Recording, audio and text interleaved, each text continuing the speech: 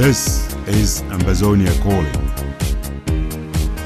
News, analysis, commentary, opinion, editorials.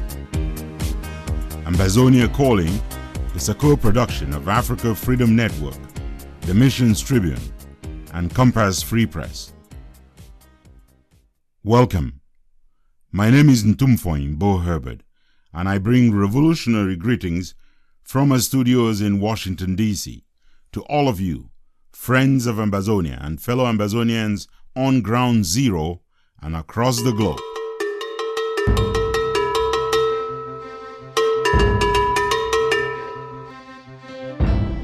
Listen up, fellow Ambazonians. We have to be unbending, unyielding, unstoppable. This is Jude Agua Osogen for Ambazonia Calling. Another innocent family, which just happens to be an American family, became the latest victim in Cameroon's senseless bloodletting. This is Brooke Stone. Great anxieties reported in the corridors of power in Cameroon in anticipation of what the death may have triggered in the halls of power in Washington. Innocentsia, Ambazonia Calling. People of Ambazonia are not a soccer ball to be kicked from one colonial side of the field to another. This is DONGA-MANTUNG. Ambazonia independence, France is the stumbling block. This is the monk from Ibalikumato, Vejukov himself. Ambazonians, please, wake up. What our federalist folk are selling is the same basket of rotten cocoyams Ahijo sold ahead of the 1972 referendum. Do not buy the cocoyams. This is Siyajin for Ambi. If you can see your ears without looking into the mirror, then you can also deny that God has unleashed his plague on Bia's land. Innocentsia, Ambazonia Calling. As Ambazonians are gradually ejecting La République du Cameroun out of their country, it is important for them to become familiar with the international boundary that exists between these two polities at Boderi, Oslo, Norway. Winning the crown and doing so hands down this week. Veronique Vetimfe for Ambazonia Calling. If you do not share our commentary, opinion, or analysis, please feel free to join our team and to offer your perspective. This is Brooke Stone for Ambazonia Calling. Good morning. Happy Sunday to you and welcome to this edition of Ambazonia Calling. Just before going into studio, we learned with deep sorrow of the passing into glory yesterday, Saturday, in Kigali, Rwanda, of Pambom, the father of our colleague editorialist Lambert Mbom. Pambom himself was a faithful listener of Ambazonia Calling and a great elder of the Come Kingdom. May God rest his gentle soul.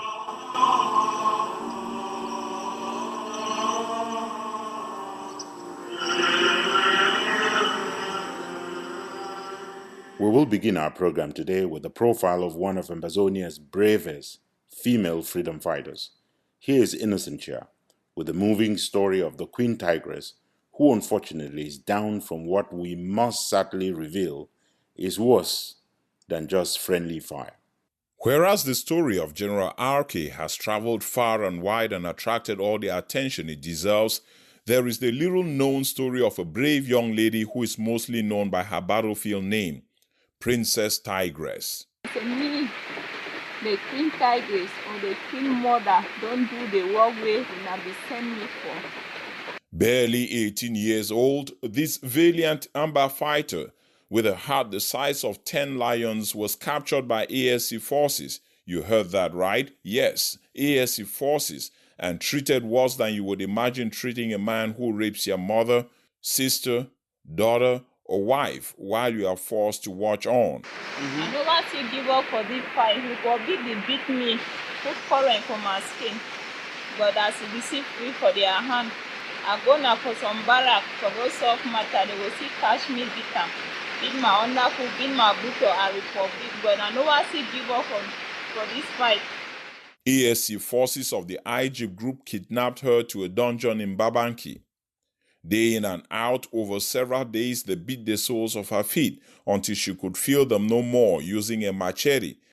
Probably the warm blood, kind by kind blood, thick one, liquid one. They don't struggle, so they don't stop for commoner, so the commoner from a woman's skin also. and then they gave her poison to drink. By the grace of God, after she was released and left to go die somewhere else away from their camp, a tradi practitioner came to the rescue. If not because of this medicine ready papa them for Babang here, they don't give me like enough for years and me I don't die. Probably the warm blood. It conjures memories of how La République du Cameroun arrested, jailed, poisoned, and released La Piro de Banga to eventually immigrate and die in the U.S. I don't get no bad intention for this fight. I want to say no, overcome our freedom, live as one. There are two Cameroons that came together. If you are telling us that what happened in Cameroon is like dropping a few cubes of sugar into a basin of water, who is the sugar and who is the water?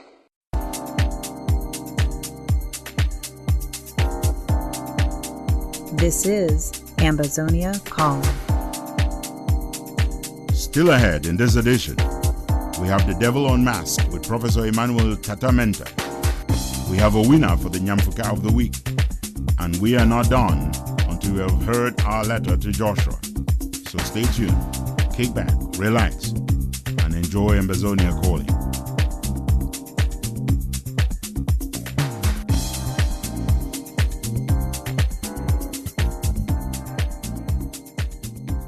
Does the president of this country know that the governors and the DOs and all the administrators we have sent to West Cameroon are out there behaving exactly like an army of occupation?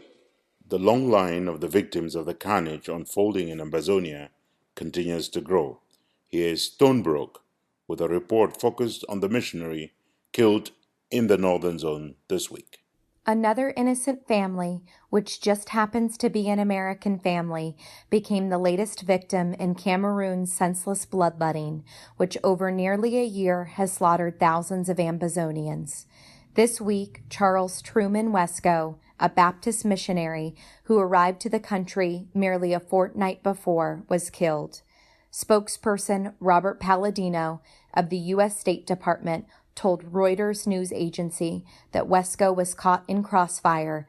Wesco was reportedly killed by a number of bullets, which hit him in the head as he drove back home from the main town of the northern zone. The State Department did not volunteer information on the type of bullet used, which might help to identify if the lethal shot was fired by government forces or by Ambazonian freedom fighters.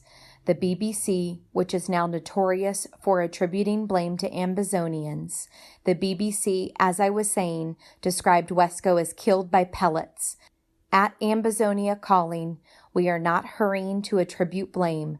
The more important thing to do is to pray for the family of Wesco, his 8 children and his spouse, as well as his elderly parents, who say they have already forgiven the killer of their son.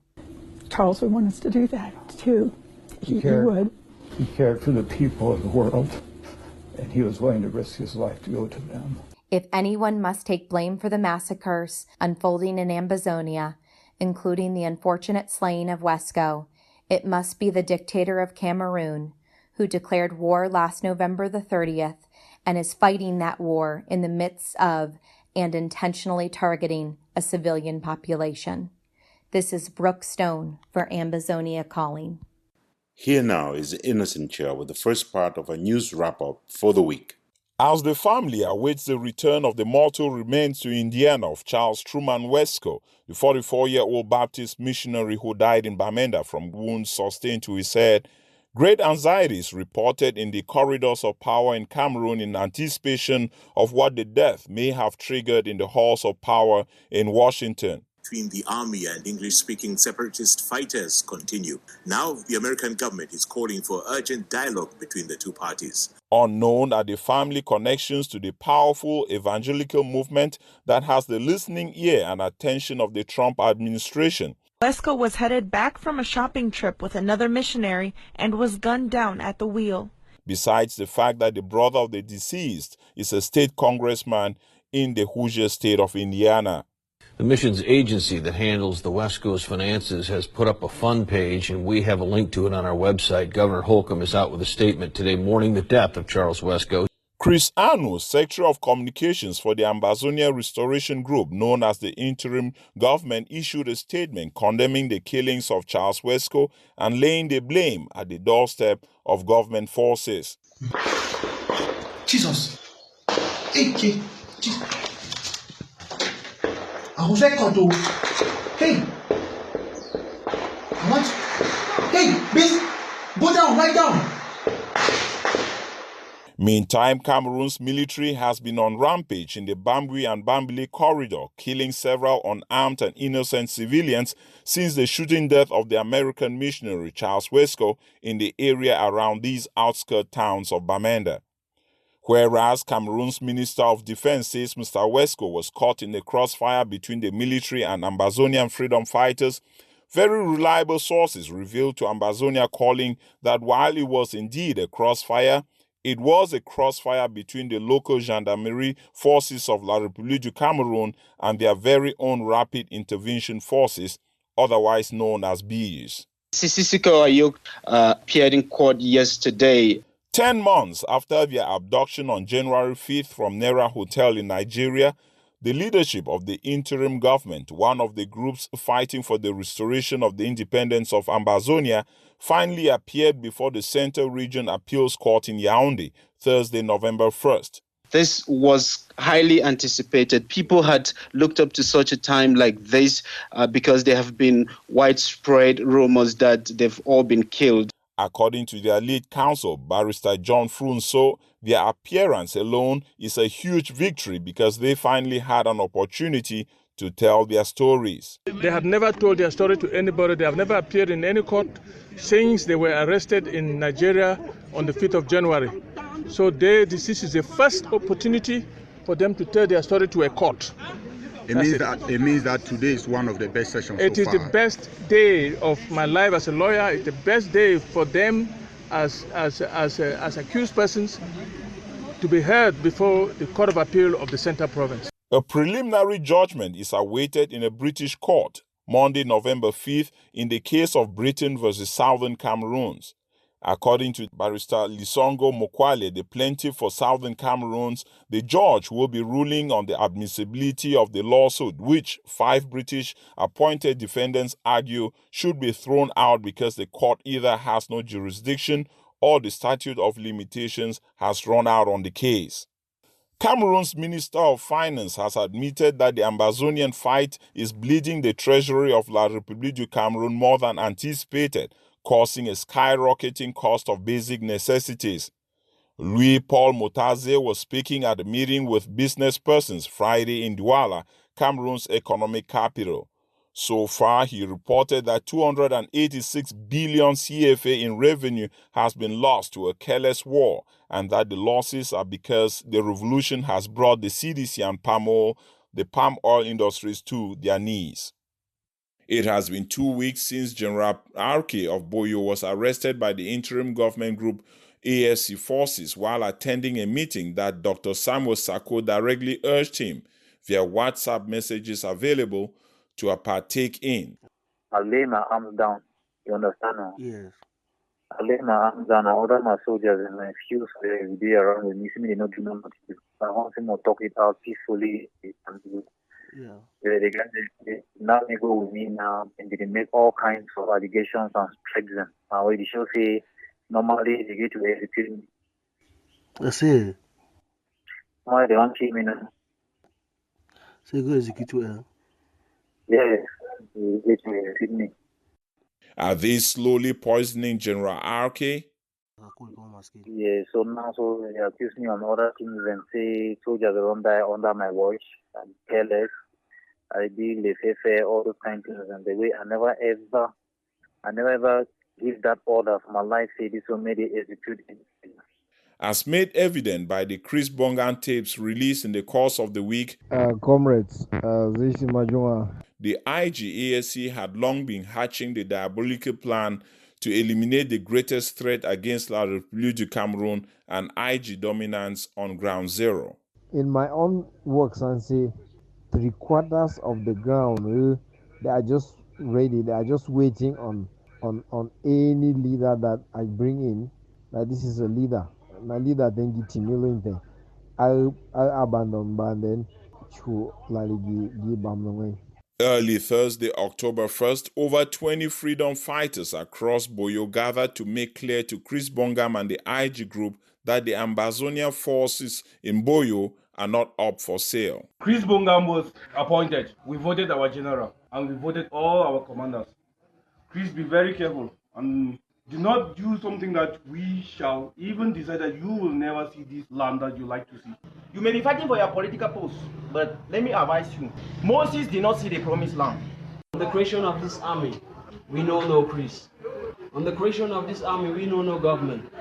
If the interim government want to work with you, then we, the Ambazonia force in BOYO, we will fight and take over BOYO, then we will sell it to the government. Chris Bongam, I don't know you, and I don't even want to know you. Take time, be very careful with your words, because the day will come for you to pay for all the talks you have made against us. You are going to the wrong route. Please take time and take care. You, Chris Bongam, don't spoil Ginicom, because they say Ginicom intelligent. Don't try that again. One after another, they reiterated their commitment to the revolution and to Mother Ambazonia. We are not politicians. We are fighters. Our general is a fighter. We in BOYO, we are not politicians. But I'm here to fight and free my people. We only fight for the truth. And if you want us to turn against ourselves, to fight you, Chris, we will fight you. Yes, Commander. We are not out for politics. I am a warrior. I fight to save my mother's land. Our general is not manipulating anybody on ground zero. He cannot, and he will never.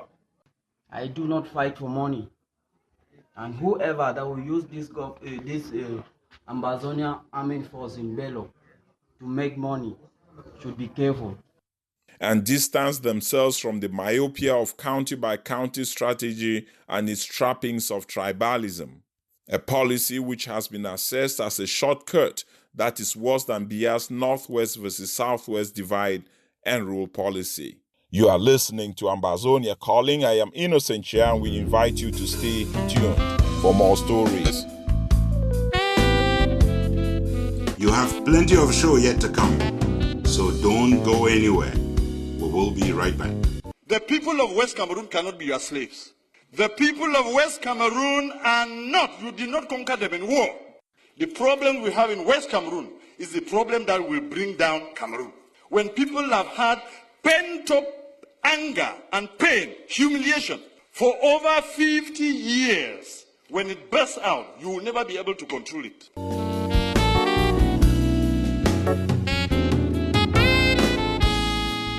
I'm just going to keep it moving here. Let's go right back to Innocent-Chia with the second part of our news wrap-up for the week. The Washington Post published Thursday a most scathing piece condemning Washington's congratulatory message to Cameroon on the October 7th presidential election that crowned Biya winner. The piece by Fred Muvunyi, former chairman of the Rwanda Media Commission and editor at Germany's Deutsche Welle, reads in part, I spent voting day in Buea, the capital of the Southwest Anglophone region. I didn't see a single person voting after midday, apart from the governor who showed with a bodyguard of heavily armed soldiers. How could Washington give this farce a clean bill of health? J'invite la communauté internationale à prendre ses responsabilités. Ahead of Cameroon's swearing-in ceremony Tuesday of President Biya to his 7th term in office and 36 years at the presidency, Professor Maurice Kamto, seen by many as the winner of the October 7th election, has called on the international community to send in a team of recount experts agreeable to all parties. Je propose à cet égard la mise en place d'une commission internationale indépendante, acceptée par les partis, qui sera chargée du recomptage des votes sur la base de la confrontation des procès-verbaux des commissions locales de supervision des votes. Je m'engage solennellement à respecter les conclusions de cette instance, même si elles me sont défavorables. He made his remarks Friday, November 2nd. He also called on Cameroonians to stand ready for their resistance. Nous résisterons. And that he will never give up on the fight. Nous sommes les plus nombreux et aujourd'hui les plus déterminés. La peur n'est plus du côté du peuple, mais du côté des puissants. Kamto used about 20 seconds of his over 14 minutes video. À vous, mes frères et sœurs des régions anglophones du nord-ouest et du sud-ouest. To tell Ambazonians that he had a solution for their problems and that their suffering may tarry a little longer under the current dispensation. Je redis combien je souffre avec vous dans ce contexte de guerre civile dans lequel vous êtes plongés depuis près de 2 ans. Mon ambition était et demeure de mettre un terme à ce désastre le plus rapidement possible. Malheureusement, les circonstances actuelles prolongent vos souffrances.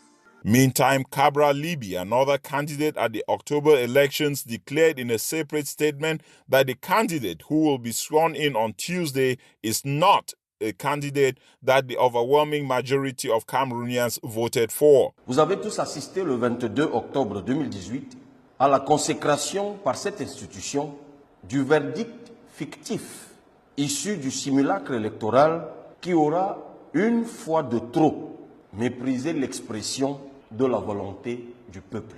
Rather, he says, Biya is the choice of Elekam, the Minister of Territorial Administration, and his hand-picked Constitutional Council. Que cela soit bien compris de tous, le président proclamé élu n'a pas été élu par le peuple camerounais. Il a été élu par l'administration, Elekam et le Conseil constitutionnel. We believe that there is a need for an all-inclusive dialogue. The government has to speak to those who have taken up arms against the government. The director of the Center for Human Rights and Democracy in Africa, Agbo Bala, has conceded that federalists are a minority and that the overwhelming majority of southern Cameroonians are for outright independence. If you talk to the average person in Anglophone Cameroon, separation is now en vogue.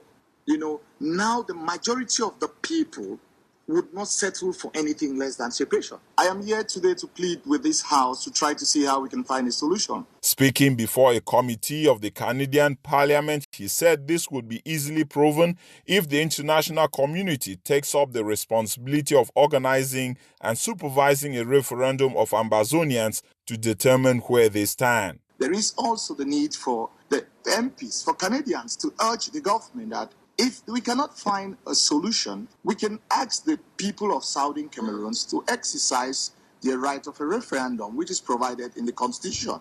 The government has taken upon itself to kill people without any reason. There's no day in the Southwest and the Northwest where young men are not shot and killed for no just reason. Because they look like terrorists, because they are dressed like members of one of the arms groups. Nobody gives them an opportunity to hear their story. We have a shared humanity. We owe a responsibility to protect. Because if we don't find a solution, if the international community doesn't put pressure, it might degenerate into a Francophone and an Anglophone fight. For the time being, it's a fight between the Anglophones and the institutions of the state. But if it degenerates to a fight between the Anglophones and the Francophones, then we might get into what happened in Rwanda. On Thursday, November 1st, Theodore Ngomba of CRTV did an extensive interview featuring Generals Amigo and RK. At Ambazonia Calling, we advise to take the declarations with a pinch of salt because one person, General RK, is a prisoner and will say whatever it takes to stay alive. Ambazonia Calling reminds all once more that human rights and civil liberties are not suspended even in wartime, that none may have private prisons, that none may claim ignorance before the law, that you cannot arrest and torture or set up kangaroo courts in which you are the judge and jury. Innocent Chia for Ambazonia Calling. This is Ambazonia Calling. Because you have your army of occupation out in West Cameroon, you believe that when the people will rise, even if you took the whole of the French army and added to yours, you will never bring them down. Those very prophetic words from Honorable Joseph Wilbur. Let's turn our attention now to something that we heard about in the report, federalism. What about it? Here is Barrister C. Ajimvambe. Ambazonians, please, wake up. No one should fall for this new false solution offered by our federalist folk. The federalist suggestion that a referendum will prove our people right is the product of political naivete and a belief in an alternate reality. Our reality is that the Biya regime will stop at nothing to steal an election, and that the UN under Secretary General Antonio Guterres is in bed with that regime. Anyone who doubts this should simply read Dr. Joseph Dion Gute's report to Mr. Biya after a recent mission to the UN. Secretary General Guterres offers to use his good offices to cover up for Mr. Biya.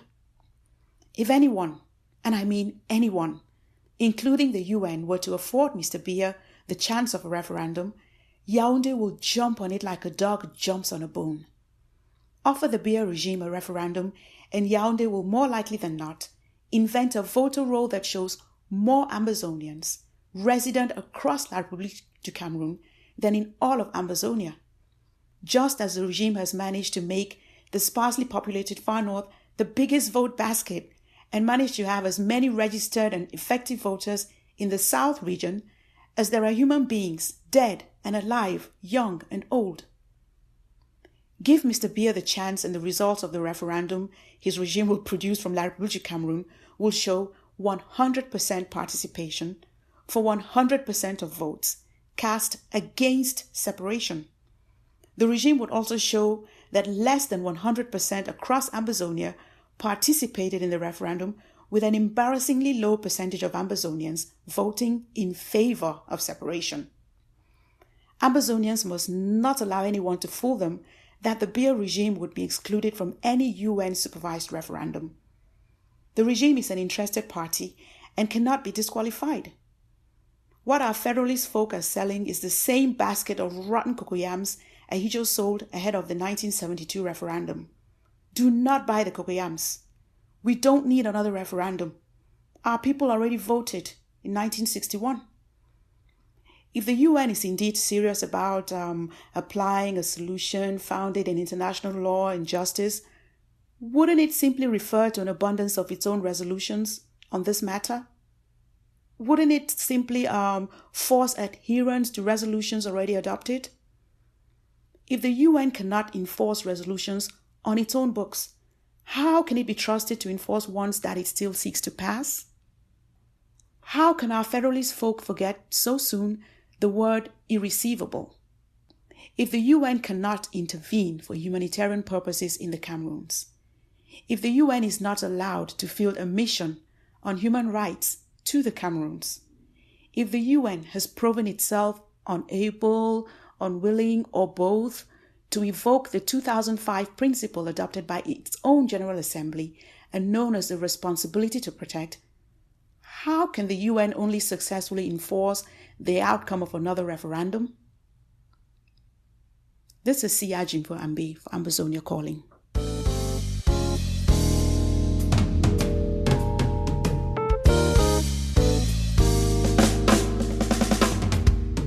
Welcome to our special interview segment, The Devil Unmasked, The Truth Out.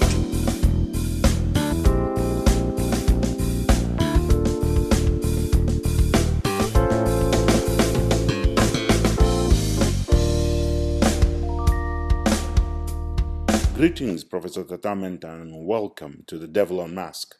Ntumfoyn, thanks for your heartwarming welcome, and it is pleasurable for me to join our listeners in unmasking the devil sentencing Ambazonians to damning colonial enslavement, targeted killing and dispossession. If Ambazonians had only one country to blame, which country would that be, Professor Tatamenta?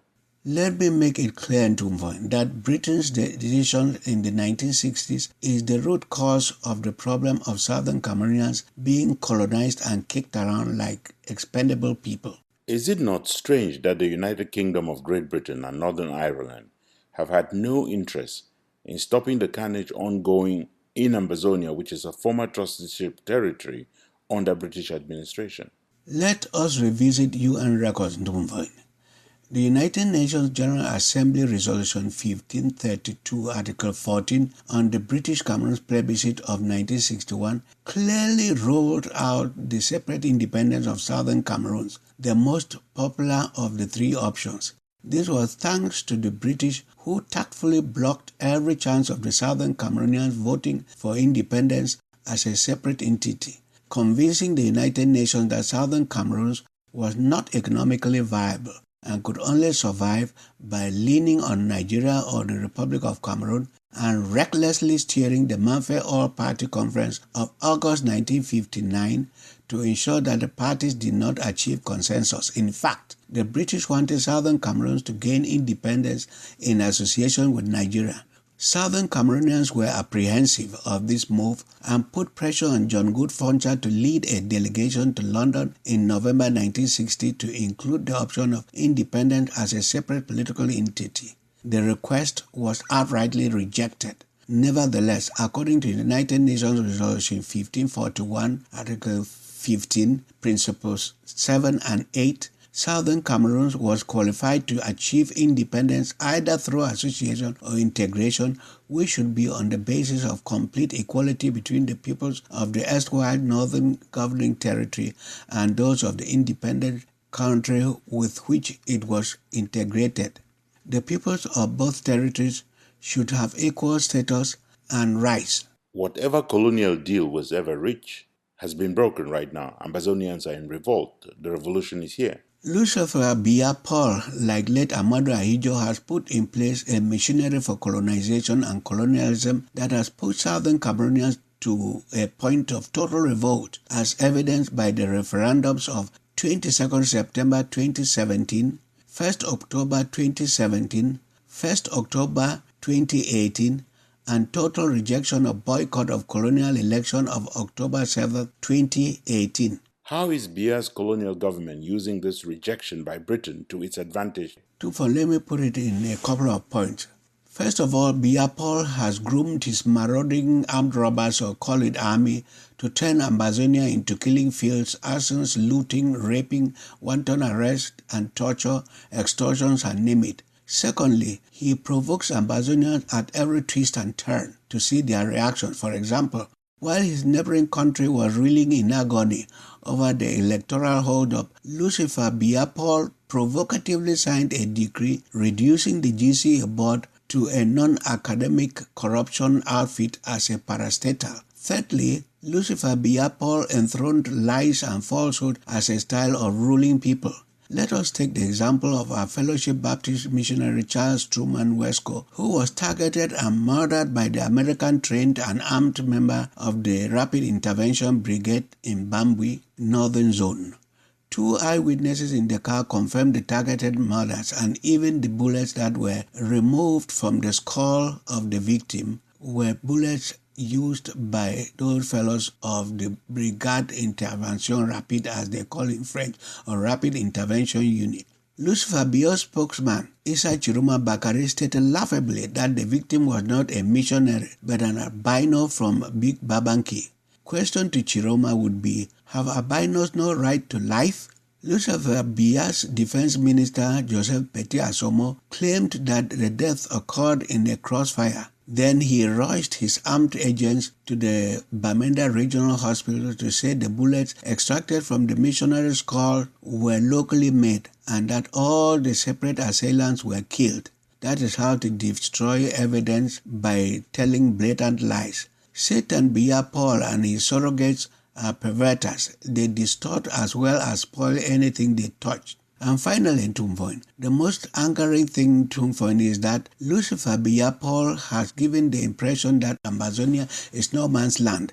That is why Satan Bia's Minister of Economy and Finance, Louis-Paul Motaze, could provocatively parcel out 94,000 hectares of land in NDIAN to Heracles for a period of 99 years, thus depriving the natives of their God-given land. Go to FAKO, you see Renessa, the former Minister of Administering Terrorism, owning 150 hectares of land, while the colonial administrator of the Southern Zone, Okalia Bilai, has arrogated 70 hectares of land to himself.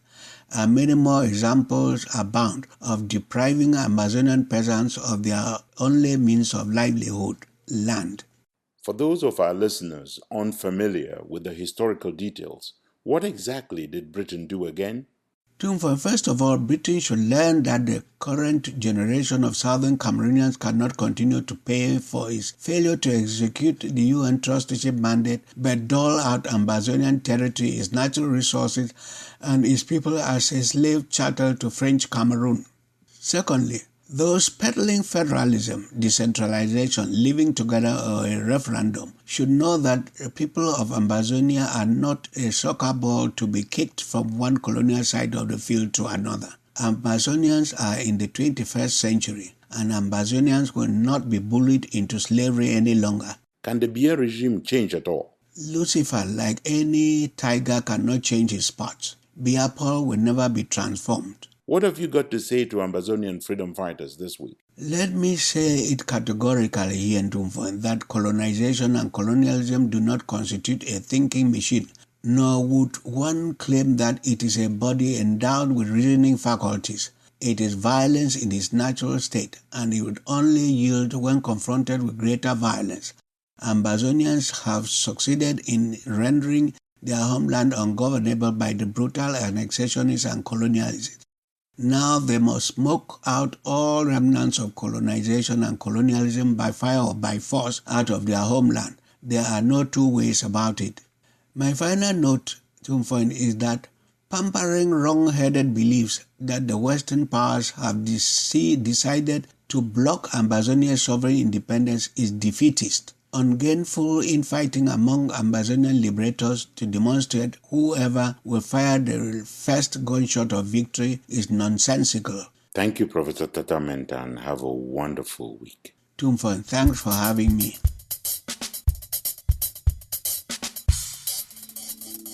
Ambazonia Calling.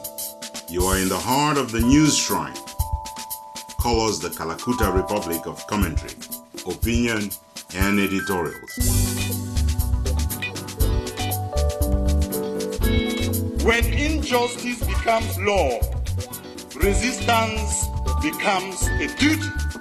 The people of West Cameroon have a duty to resist your oppression. Listen up, fellow Ambazonians. The only true and lasting solution to the problem of recolonization of our homeland is to stand our grounds, no matter how long it takes and no matter how much blood is spilled by the evil colonial regime of Yaoundé.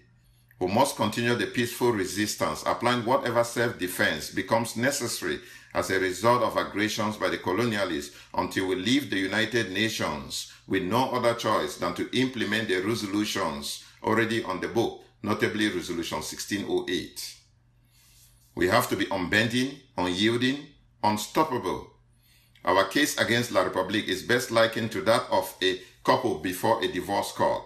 So long as the husband and wife tell the court they are still discussing, negotiating, talking, going through mediation, exploring options, seeking possible solutions, so long as it seems like Ambazonians are considering other options such as federalism or a referendum, no court of law and no judge in his or her right mind will pronounce divorce.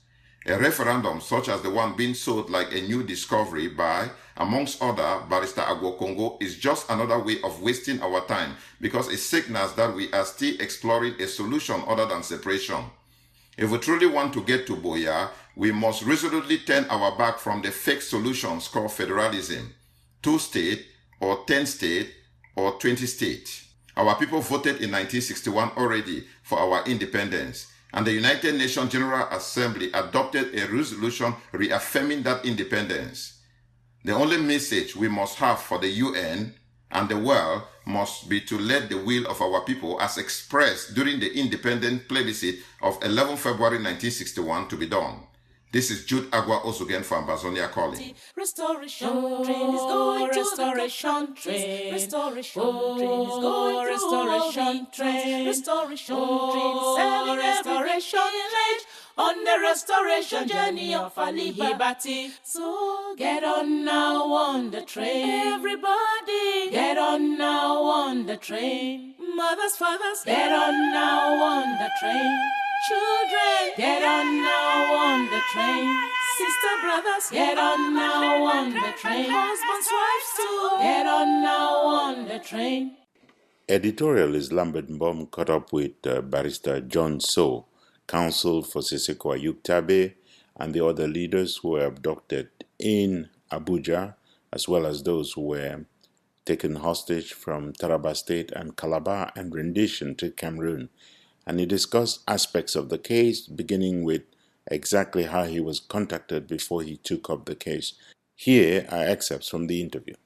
A couple of family members called me, and after that, the interim government called me and got me involved. So I presume there was a team that was in Nigeria that they were originally working with. Yes. When that is Barrister Falana and Barrister Abdul, Honorable Abdul. Are they still part of the legal team now? No, we tried to, but we didn't have the adequate funding. We didn't have the means to bring them over to join us. But they are standing by. Each time we want them, they will come over. I know this may not be appropriate, but what is your legal theory for this case? My legal theory is that I'm not naive to think that I will get justice from Cameroon. I'm not that naive. What we are doing is laying the foundation for an international forum. The requirement in International Court of Justice is that you must exhaust the local remedies. That is, you have been to the local courts and you've not succeeded. We did it for Justice Aya. Now, I insisted, and we are doing it for the 10 leaders, and after the 10 leaders, we'll be doing it for the 37, and we'll be doing it for the 11, because all of them are in this country, are adopted and brought to Cameroon illegally. So I'm not sold that Cameroon will suddenly change and rule that they should be released. But at least I would have had 2 judgments and 1 pending in the Supreme Court and take this matter to Geneva. That is our objective. There's a gentleman in Cameroon called Eric Kinge. He was sentenced illegally for no just cause, thrown in jail in New Bedford, where he spent 8 years. He came out and took the case to Geneva, and Geneva awarded him 8.9 billion. Cameroon government is supposed to pay him 8.9 billion. When we're going to Geneva we're going to ask reparation for the illegal detention. And if we're going to Geneva and they're still in detention, the government will be asked by judgment to release them.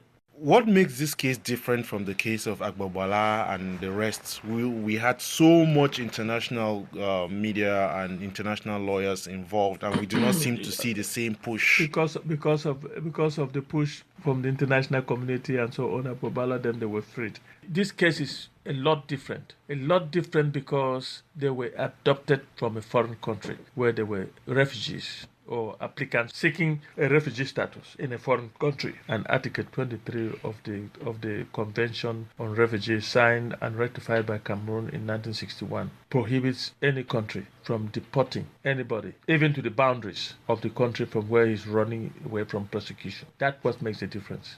Let me get back to some other very controversial thing. Siseko Ayuk-Tabe is a leader of the interim government. Yes. There's a lot of questions about the question of the legitimacy of that government. As a legal mind, how does that impact your case? And secondly, what advice are you giving to the acting president of the interim government? I give no advice. Let me take that first. I give no advice to anybody in the interim government because I don't have the capacity. I'm not a member of that government. I'm not an advisor of that government. I don't have any functions in that government, so I don't have the right to give them any advice. But I will say this. Are we agreed that we're in a revolution? Are we? We are. If we're in a revolution, any leader of a revolution is a strong man. If you can take us to where we are supposed to go, we'll follow you. You cannot fight a revolution and fighting to get legitimacy in order to fight a revolution. The strong man takes the lead. I don't know what kind of principles you use to determine a strong man, but it's not by election. I've never seen it. Are we a government already? No.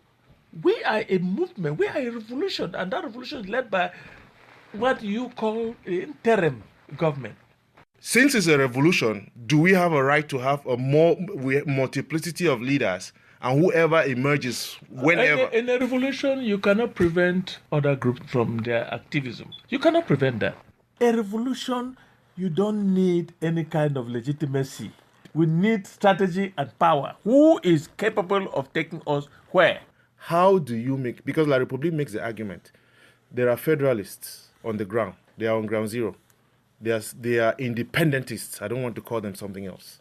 Now, how do you show that the people who have the majority in this case are the independentists and not the federalists, and not even the unionists? There's only one way. Until the United Nations decides on that one way, if they have to. In my view, it's not even supposed to happen because we had independence already.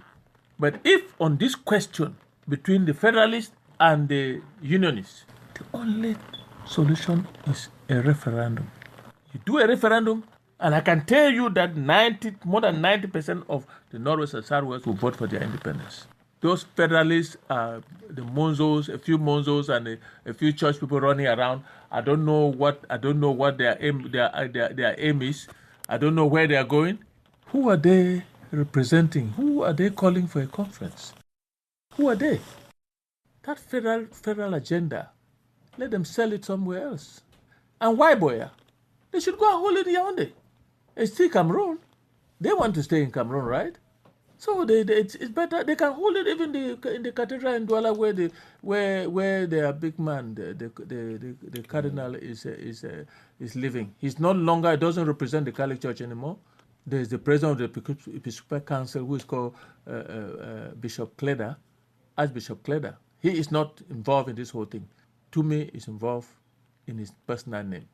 The only other church that has dragged its Christians into it without asking their permission is the Presbyterian Church.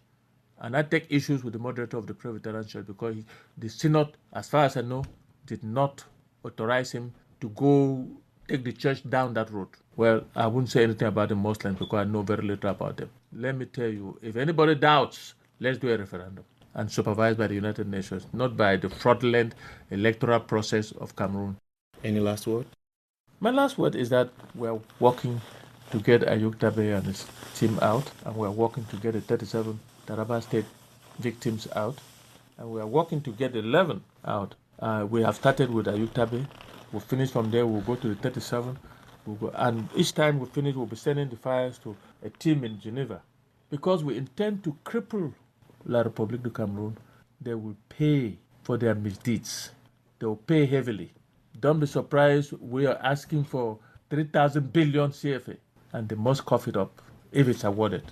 I want to send a note, a warning to La République du Cameroun. Even if you release them, this case will go civil right up to the international courts. I know I asked any last word, but there's something I really wanted you to tell yes, go ahead. I'm at your disposal. Is there anything you want from Ambazonians to do in order to help this case move forward? All I want is that Ambazonians should finance the legal process. So far, there's no adequate financing. I don't know why they are doing this to us. We eat boboro in Biamasi. Do we have to do that? We go to Yaoundé. We are behaving like if they get us, we cannot live in substandard hotels. They will kill us. They have already attacked two members of our team. Barrister Ajong, who escaped and came here, is now in Canada. He was part of our team. Then Barrister Young in Bamenda was being harassed. I can tell you what kind of life I live in Douala. I live like a fugitive. I can no longer drive my car on the streets because I'm afraid that they will simulate an accident, murder me, and claim it's an accident. I go to Yaoundé now only by air, and when I land in the Yaoundé airport, I know how I will get from there to the hotel. I don't just take any kind of car. So that is the life we're living. And all we want from Ambazonians is to adequately finance the defense. We're not asking for any fees. We're doing pro bono work. But they should at least make our life comfortable while we go to work. Thank you. Thank you very much. When injustice becomes law, resistance becomes a duty. We, the people of West Cameroon, will resist you, and if you want to take that territory by force, you will kill to the last man before you take it.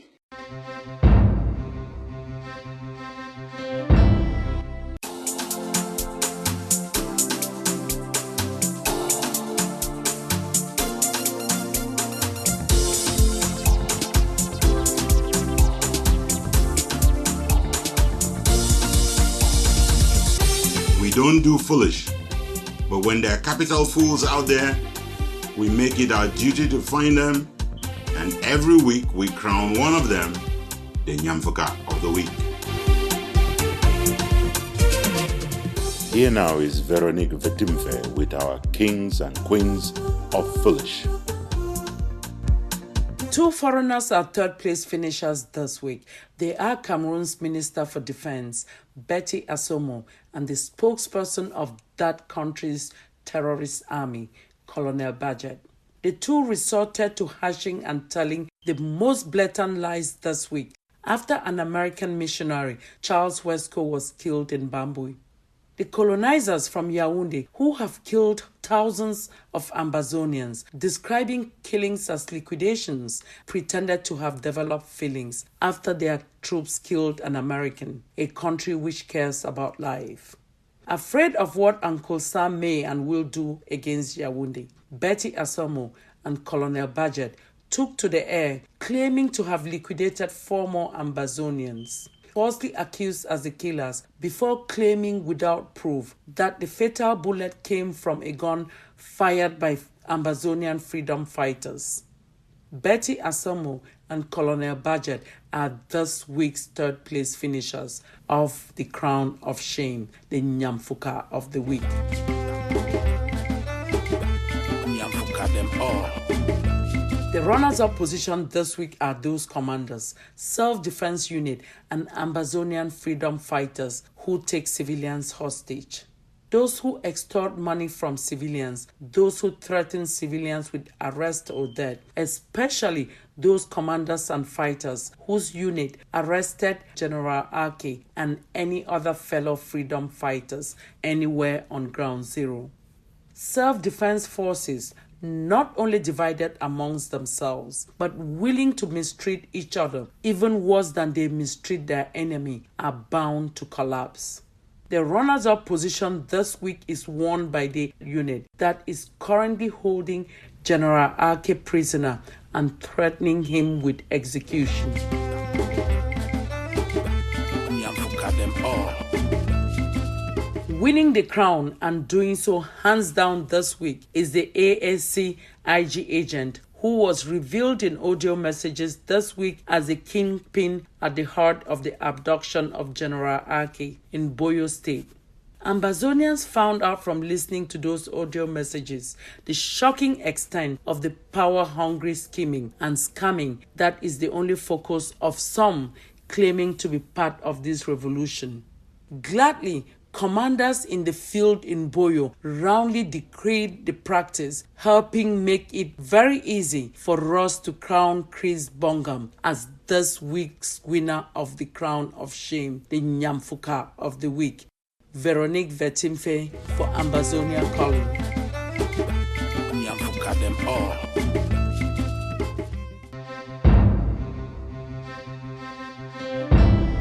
Our people will not be brought down because we came into this union as equal partners. While the French government allowed the people of the archipelago of New Caledonia to cast ballots today, Sunday, to determine if they want to continue to be part of France, a decision that's a foregone conclusion, that's something the French are doing in New Caledonia that they will not do in Ambazonia. That's the whole reason Ambazonia doesn't have its independence, and that's the whole reason our people are getting slaughtered. Here is the monk. Ambazonia independence? France is the stumbling block. While the country known as the Republic of Cameroon passes for a French-speaking country on any global platform, citizens of British Southern Cameroon's Ambazonia have a hard time explaining to the rest of the world that they really have nothing to do with French.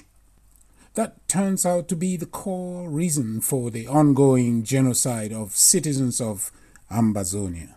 And here is why. France engineered the one-party system in the Cameroons back in the 60s.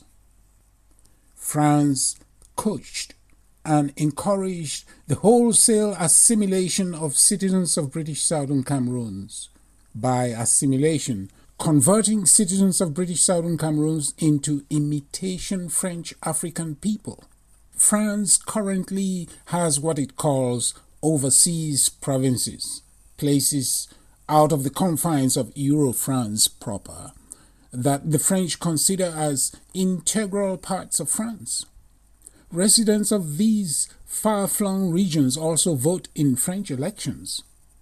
One is not sure if France had this plan about its African colonies and just got caught pants down when United Nations resolutions to decolonize set up a frenzy as independence songs blew across all colonized territories around the world. As things stand today, it would seem that France took the United Nations resolutions to decolonize and made up their own stack of responsibilities, mainly that of using its former African colonies as a personal pantry for its supplies.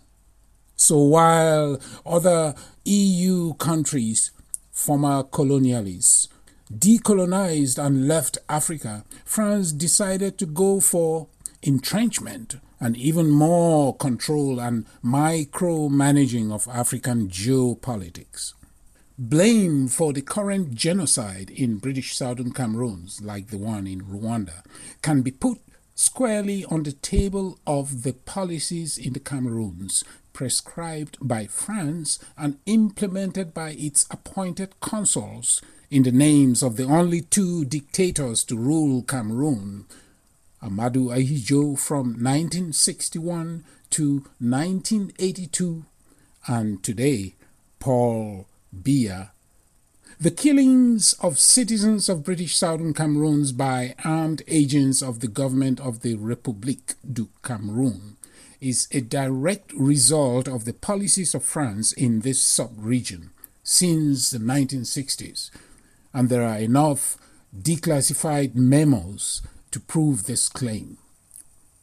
Given this proven African policy stance by France, Ambazonians would do well to look to other powers, take France and the République du Cameroun head-on in order to take control of their own destiny, restore its statehood.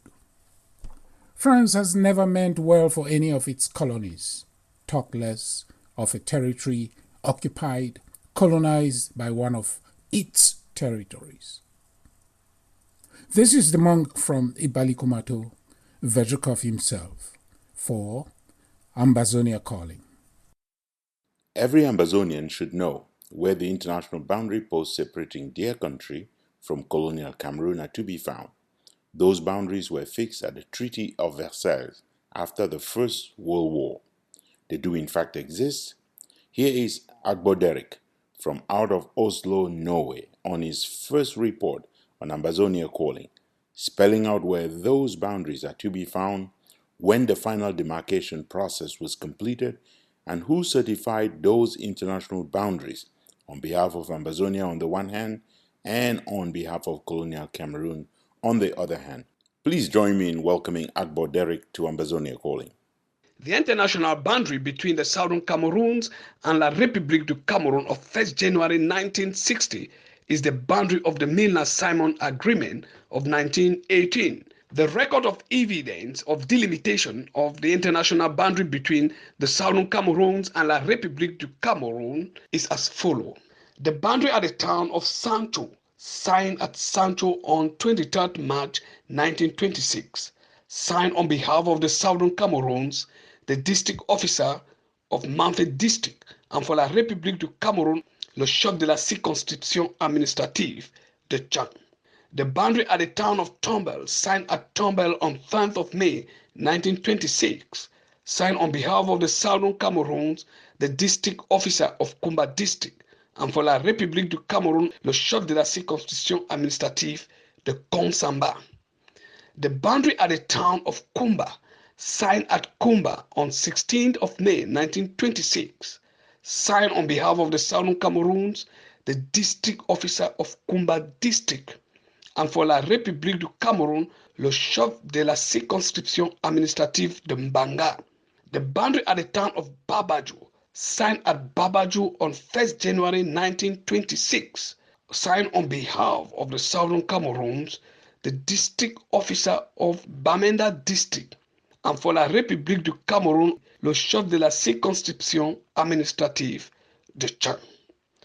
The boundary at the town of Konsamba, signed at Konsamba on 30th January 1928, signed for the Southern Cameroons, the district officer of Kumba district, and for la République du Cameroun, le chef de la circonscription administrative de Tchang.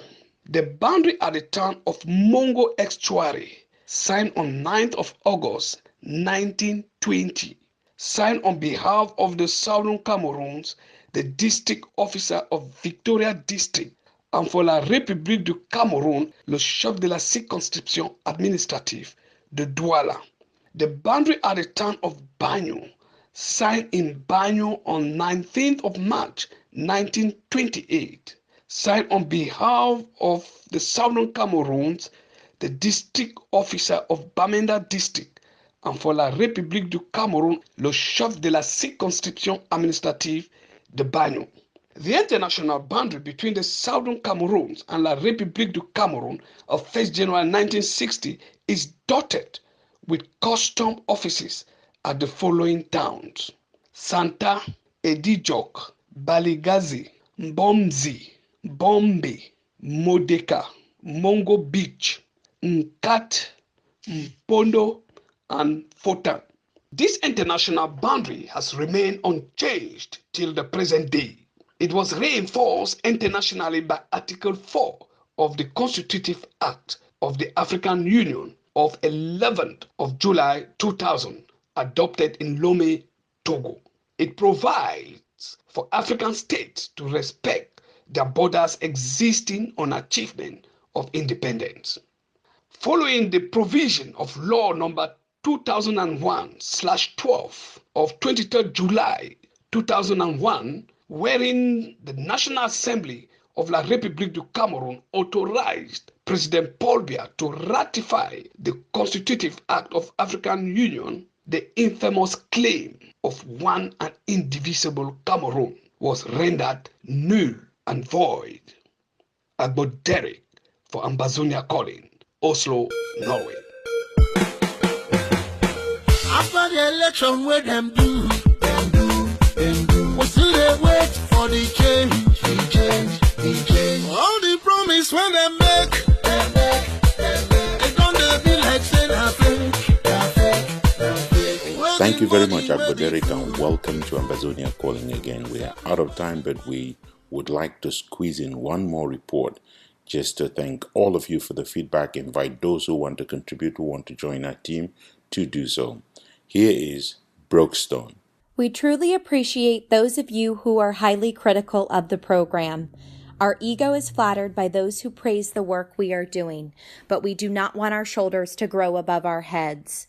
We would love to hear more on what we can and should do to further improve the program.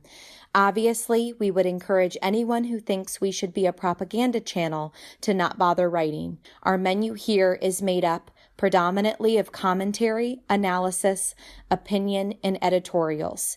If you do not share our commentary, opinion, or analysis, please feel free to join our team and to offer your perspective. We notably invite young people and Ambazonians from the Southern Zone to join. We look forward to hearing you offer a contrary view, analysis, or opinion. One thing our job at Ambazonia Calling will never be is to please everyone at all times. We hope, of course, that anyone in the leadership of Ambazonia will remain more prepared to accept criticism. We are sorry to disappoint any leaders who are hoping that Ambazonia Calling will become an Ambazonian version of Cameroon radio television. Apologies, too, to all of those who do not want the truth to be told. We will never apologize for speaking the truth, no matter how badly it hurts, and no matter who it hurts. Journalists know that they are doing a good job when those they criticize are furious about it. Leaders who view the press as enemies of the people or try to discredit news by calling it fake news know that the only thing fake about news programming is politicians desperate to open and run a propaganda channel, singing Hosanna to the King. This is Brooke Stone for Ambazonia Calling. Here is our letter to Joshua. Dear Joshua, my friends are calling you one of those mean names again. Have you heard what they called you? I mean, they call you a liar, a pathological liar, Joshua. I know that is not a very polite thing to say, but how else shall a liar be named accurately? I mean, calling you a liar is in fact one of the most accurate names anyone ever found for your sorry self. I know you don't agree, but look, who cares? Joshua, when evidence of your lying litters the planet, what else do you want them to call you? I mean, let me refresh your memory of the many, many lies you have told and are still telling, even as I speak. I mean, think of the white lies you had to tell for Grand Camarade to think that he could trust you to the point of handing over the throne of Angola to you. I mean, the very first promise you made to the citizens of the Banana Republic of Angola were all lies. Remember when you said you would be transparent about the revenue from oil? You swung into power with a slogan that described you as the king of moralization. Although you were described in performance evaluations as a lazy, incompetent, and hypocritical person, one of those your early pledges was that you will instill rigor and moralization. The lazy fellow that your performance evaluations accurately described just managed to say he will roll up sleeves and work like someone who's worked before. Before citizens of the Banana Republic of Angola even thought that you had time to visit the treasury, word came from France in French newspapers that you had bought up expensive real estate in the heart of Rue Foch in Paris, France. But you lied about the fact once the Canard Enchaîné newspaper revealed it. You have perfected lying, Joshua, over these years. You decried that newspaper going to the extent of saying that if the house was indeed bought by Joshua, then Joshua is not your name. People like Famundongo helped tell some of those lies on your behalf. They published magazines in which they claimed that certain stars were just aligned in the proper place in the skies on the night you were born, as if they were there. Aiding and abating your lying, those magazines claimed you to be some incarnation of rigor instead of just calling you the incarnation of lies, which you turned out to be. Do you remember that time, within 60 days of becoming Kunkuma, when you told those big fat lies from Abakwa about personally supervising the building of a certain ring road? Now, I do not expect you to remember all these lies because the profession of a liar is a tough one. You have to remember the many lies you have told just to keep them straight. You get the gist? Do you remember when you pledged that you were going to end those expensive trips to Yaoundé for the purpose of chasing files? I've been looking around to find what kind of trophy I could add to your throne. Joshua, I think I have found it. Joshua, you are the king of lies. You are the liar-in-chief himself, Joshua. If Satan is the ruler of hell, you, Joshua, you are the almighty Lord of lies. Then you lied about building the deep sea port in the town that Alpha baptized in the name of the Queen of England. The African Development Bank only recently helped cancel off a small part of that your lie to tar the Kumamamfe Road. The people of Akomde and Kolong, next to you there, right next there to Mvomoka, still don't have a road, still waiting, still begging. And you lied to them too. Your regime has simply learned from the master himself. That is why the Supreme Court justices could lie about rigged elections by saying, my hands are tied. After the 2018 presidential ballot, the Constitutional Council simply found a new word to describe a lie: irresolvable. Having lied about Ambazonian children and old women using peace plans to fire several thousand rounds of bullets at your soldiers, You unleashed the war against peaceful protesters whom you described as terrorists. Remember when your troops did not shoot dead those 6 young people who were attending the SDF rally in Abakwa? You remember when they were singing the Nigerian anthem? When they were waving the Nigerian flag? Ganako Chiroma found peace plans that work like bazookas, that shoot like bazookas, notably in the hands of peaceful demonstrators asking for Ambazonian independence to be restored. And this week, your troops pulled the trigger and killed an American missionary in Bambui. And the big lie your regime is now telling about the tragic incident is that the missionary was killed because he was carrying a den gun. He was a mercenary for Ambazonia. He was not supposed to be there. He was shot by Ambazonian freedom fighters. Joshua, wake up. Is that all you can do, Joshua? Do you think the family will be consoled by knowing that your stupid war against Ambazonians and the impunity of your troops led to a missionary being shot dead using locally made or more sophisticated weapons? Who cares if they use sophisticated or less sophisticated weapons? A man is down. A family is aggrieved. Children are going to not see their father. A wife has lost a husband. Joshua, where you put your heart, that's what you've been doing to every Ambazonian family. Does it matter, Joshua, that one's head is chopped off at a guillotine using a golden blade or a rusted aluminum blade? Do you think anyone cares if your lie about the presidential election makes you the winner by 71% or by 51% of the vote? Who needs 71% to be president? You didn't even need to win a vote to be president. You just lied to Grand Camarade and became president. And then you've lied your way through the whole thing. Your lies about the ballot were preceded by some fake American opinion survey company. You remember that one that Atanganji put together with opinion polls that said you will exactly win with that same result? There's nothing to admire about your lies, Joshua. But if you ask around, you will find out that our people cannot tell you how you managed to keep up with so many lies. We've not yet found a pathological liar that is so skilled as you are. Now, I wanted to tell you that when you get sworn in as president, it will be the same day that your people will storm the Bastille. Welcome to the revolution, Joshua.